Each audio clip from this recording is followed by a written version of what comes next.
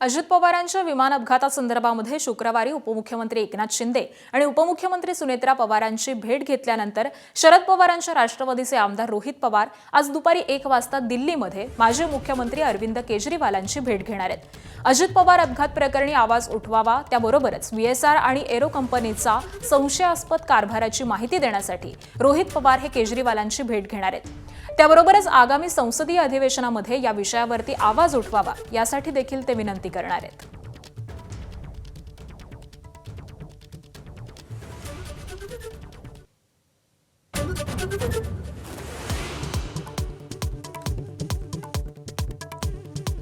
घरगुती गॅस सिलेंडरच्या किमती 60 रुपयांनी महागल्या। महाराष्ट्रामध्ये 860 रुपयांचा गॅस आता 920 रुपयांना मिळणार। 14.2 किलोच्या सिलेंडरच्या दरांमधली वाढ आजपासून लागू।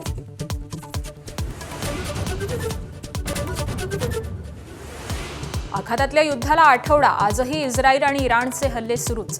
अमेरिकेकडून आतापर्यंत 3000 ठिकाणांवरती हल्ले आणि इराणच्या 32 युद्धनौका बुडाल्या।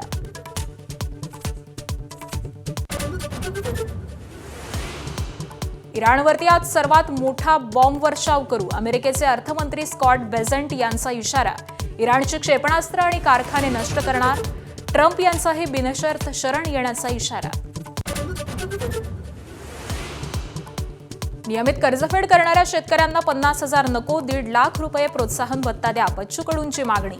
शेतकरी नेत्यांची 15 मार्चला बैठक घेऊन सरकारपुढे सविस्तर मागण्या मांडणार।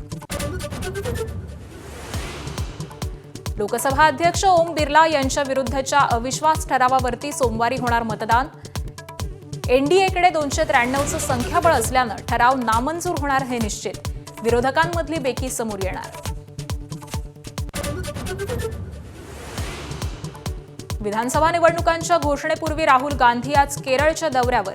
तिरुवनंतपुरममध्ये UDFच्या जाहीर सभेत देऊ शकतात 3 ते 4 मोठी आश्वासनं।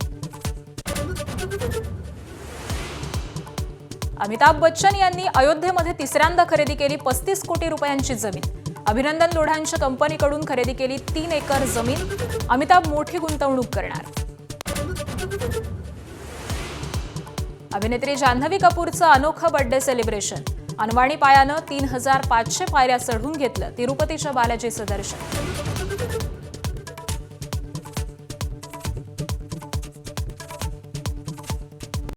Headlines brought to you by Chitale बंधू।